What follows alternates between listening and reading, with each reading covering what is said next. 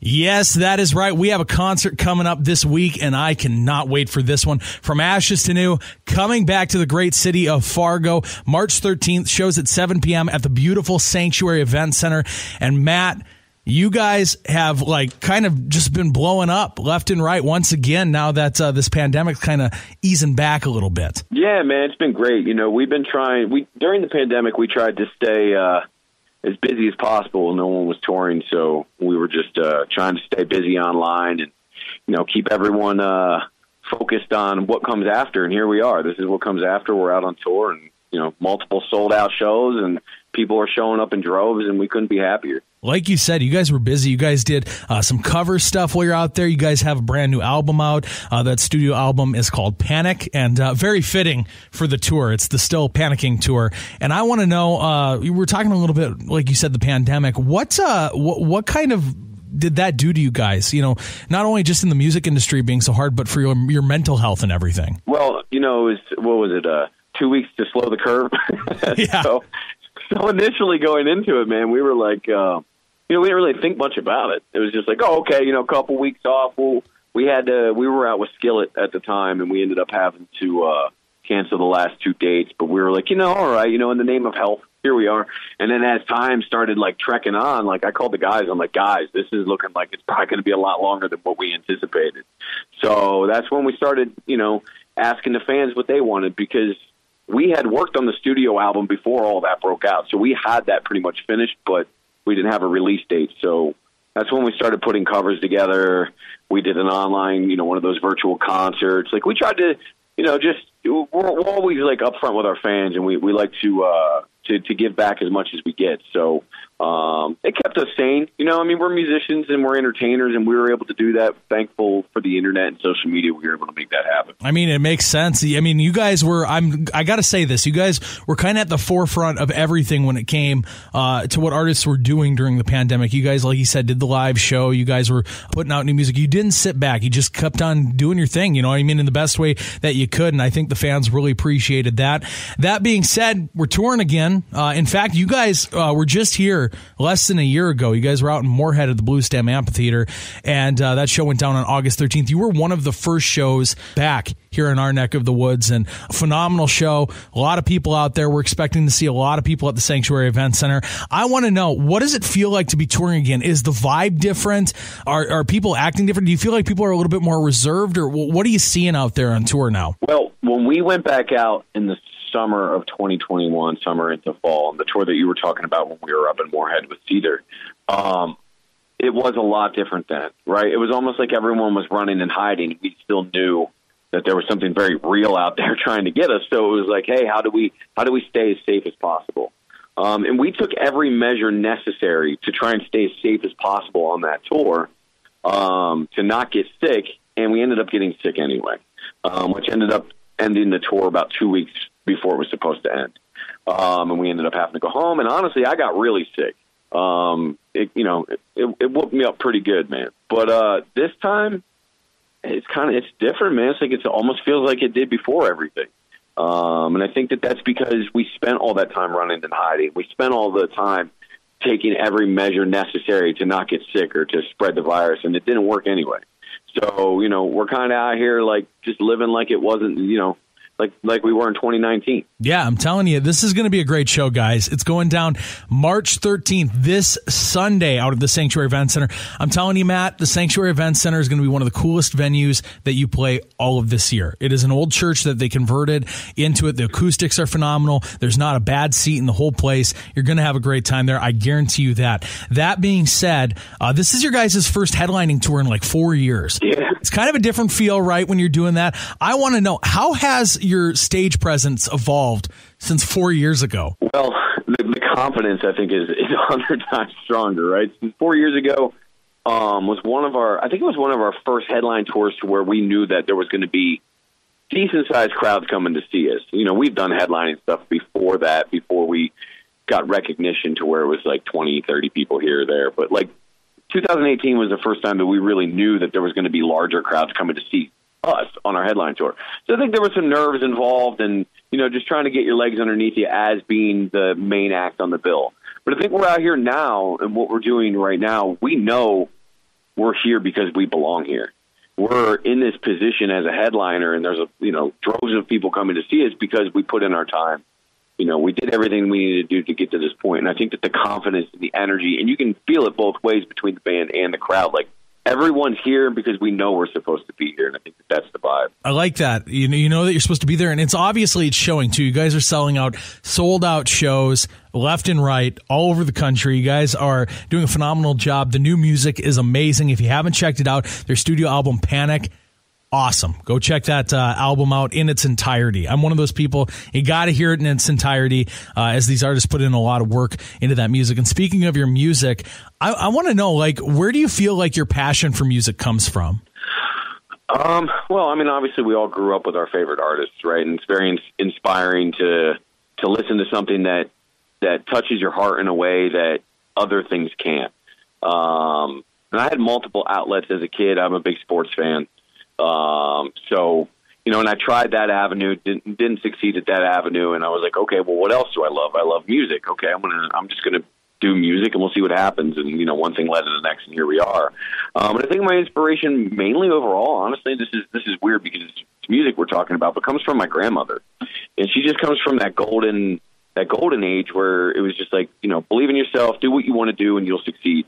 And she just kind of instilled that faith into me as a young child, and I've brought it with me ever since. And, it inspired me to do what I want to do with my life, and I'm just very fortunate and grateful to have the opportunity to do that. Very cool. That is very cool, man. You said in there that you're a sports fan. Are you an Eagles fan? I am an Eagles fan, yes. I'm from right outside Philly. Since we're here in North Dakota, you guys had a back for a little while that you drafted Carson Wentz. Yep. And today he was actually traded once again. First he was at the Eagles, and he was at the Colts. Then he went to the Washington. Now is where he's going. I want to know: do you think that the Eagles could have kept him another year, or what are you guys thinking about that? Well, first off, I hate that he is the commander. Now is what they're called. Yep, that's what they're going with. Yeah, I hate the idea that he's a commander. I'm a Carson Wentz fan. I love Carson Wentz. I think that he is a competitor, and I think that if you get his head in the right spot, he's one of the best in the league. I think that what Philadelphia did to his psyche was wrong, and I think that they ruined him in Philly, and it sucks because I wanted to see him grow into the quarterback I think that he deserves to be. And, when he got hurt in what should have been his MVP season, most definitely, he should have been the MVP. Hands down, he was the best player in the league in 2017. But when he got hurt, everyone talked about his style of play. And as much as these guys say that they don't read the news about him, I'm an entertainer. I understand it. You read the news, regardless if you say you don't read the news. And, it got in I could tell it got in his head because he became a different player. He came back from that injury. He got injured again, and then he came back from that injury, and then everyone's just saying, hey, you're made of glass. There's no way that you can move forward. And then they go out and they draft Jalen Hurts round 2. And I don't know how you expect a guy to perform after you tell him that he's getting hurt because of his style of play. He can't play the way that they thought he was going to be able to play, and then they draft a guy number 2, basically saying, hey, we're going to replace you. And then, he goes to Indy, and he almost takes him to the playoffs in the first season that he's there, and here he is getting traded again. So I feel bad for the guy. His jersey's still hanging on my man cave wall. I loved him as a player in Philly. He did everything in his power to help bring us the first Lombardi trophy that we've gotten, and I couldn't be happier. So I feel bad for him, though. The fans in Fargo are going to definitely appreciate your kind words there, and I'm sure some of his family and stuff will hear what you had to say. That being said, we're going to 360 this, get back to music and that great show that's coming up this weekend. So I want to know the name From Ashes to New. Where did that come from? All right, so I was in a band. I've been in local bands probably for a decade leading up to creating this band. And I wrote a lyric. It was bridges burned from demons we grew, we rise from ashes to new. And I had never really written lyrics for a band before. I was a guitarist for 10 years. So that was the first time I ever wrote lyrics, and I really loved that lyric. And then it just so happened to go together with my life. I had some addiction problems, making a lot of bad choices. And one day I just looked in the mirror and I was like, I don't know this dude. Like, who is this guy? And that was the day that, I circle back to my grandmother telling me, have faith in yourself, believe in yourself, and you can do anything. And, I just said to myself that day, I was like, I don't want to be this guy anymore. And I told my wife now, who was my girlfriend at the time, I told her, I said, hey, I'm gonna put together one more band. So I'm not gonna try. I'm just gonna write some music. I'm gonna base it off of the life that I want to lead. You know, getting into the gym, working out, you know, quitting the drinking, quitting the drugs, doing everything that I could to be clean and healthy. And I said, I'm going to take this lyric that I love so much from this band that now resonates with my current lifestyle that I want to lead, and I'm going to name this band From Ashes to New.